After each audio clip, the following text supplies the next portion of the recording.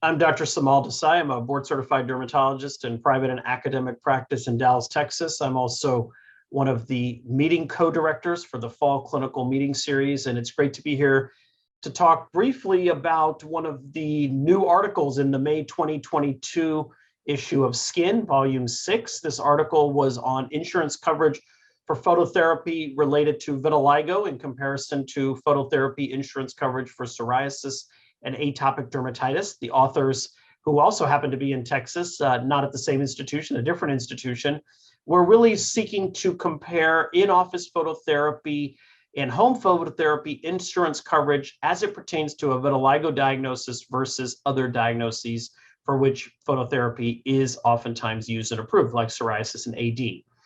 Through an extraction method of web searches from insurance coverage policies, what was found is that vitiligo is the only disease that was analyzed in this study for which multiple insurance companies explicitly stated that they do not cover in-office phototherapy.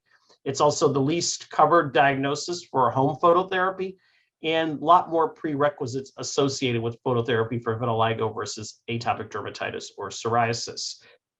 And so the message here is that even though this is a small-scaled paper just pertaining to insurance coverage in Texas, if you extrapolate this nationally, insurance coverage for in-office phototherapy and home phototherapy for vitiligo is a challenge. And we have to continue advocating to insurance companies that this is a medical disease, not an aesthetic disease. And phototherapy is very safe, very effective, and one of the mainstays of our treatment armamentarium in treating vitiligo.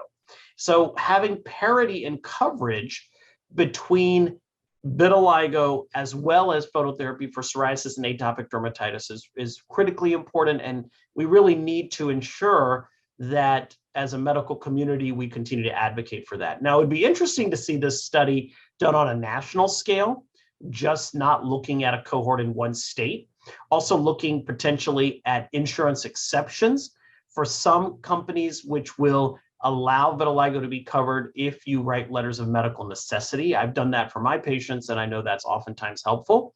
But again, it requires an extra step, it requires extra work, it requires extra time, and we shouldn't have to do that for a disease like vitiligo, especially when we know that phototherapy does help treat. So in short summary, I think this was definitely an interesting article. I think Skin has a lot of interesting articles, so I encourage you to read the newest issue for the month of May. The June issue will be hot off the press soon.